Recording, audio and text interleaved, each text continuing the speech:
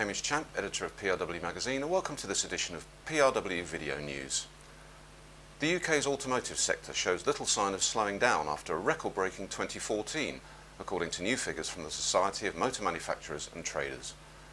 The latest data from the SMMT revealed that nearly 165,000 new cars were registered in January, up 6.7% year-on-year, and the strongest start to a year since 2007. The SMMT noted that fleet sales were up by more than 18% year-on-year, boosted by what it called attractive financing deals. Mike Hawes, the SMMT's chief executive, said the registration figures marked an encouraging start to the year after a very strong 2014, although his organisation expected to see some levelling off throughout 2015. The much publicised falls in crude oil and naphtha prices led to substantial reductions in the cost of petrochemical feedstocks across Europe last month. The monthly contract price settlements for ethylene, propylene and styrene monomer fell 120, 130 and 290 euros a tonne respectively, and polymer producers were faced with no option but to grant major price concessions to their customers. Given the magnitude of the styrene monomer cost reduction, polystyrene saw the largest price fall, with notations tumbling 230 euros a tonne. While this represented a larger price reduction than producers had originally wanted, it still meant a small margin gain. Rexam, the London-headquartered packaging group, is suing US-based Berry Plastics following a deal the two companies finalised last year. The UK firm alleges that Berry is reneging on some pension obligations resulting from the latter's $135 million purchase of Rexam's healthcare caps and closures business last year.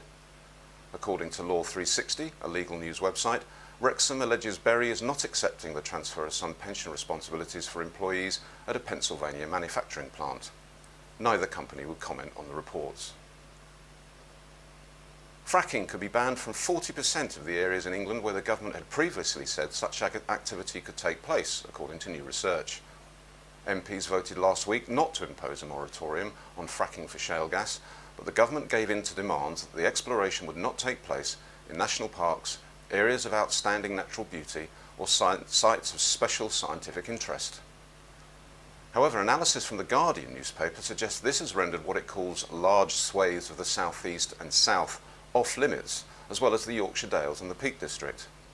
A spokesman for the Department of Energy and Climate Change, however, said it was too early to say what areas may be affected under the extension of the protection scheme.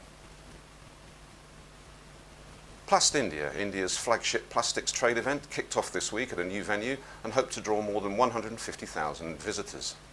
The 9th Plast India exhibition began yesterday and runs to the 10th of February at Gandhinagar, the capital of Gujarat. According to the organisers, the 125,000 square metre venue will house around 2,000 exhibitors from 40 countries. The move to the Mahatma Mandir Exhibition Centre had initially prompted some concerns among companies and trade associations that had already booked exhibition space in the former venue in New Delhi.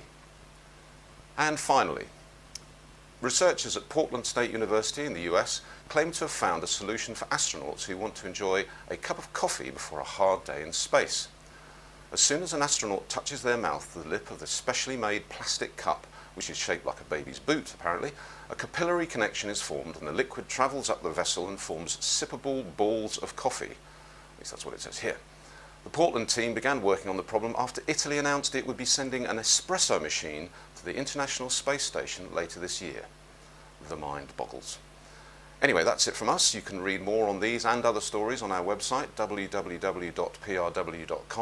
But for now, thank you for watching.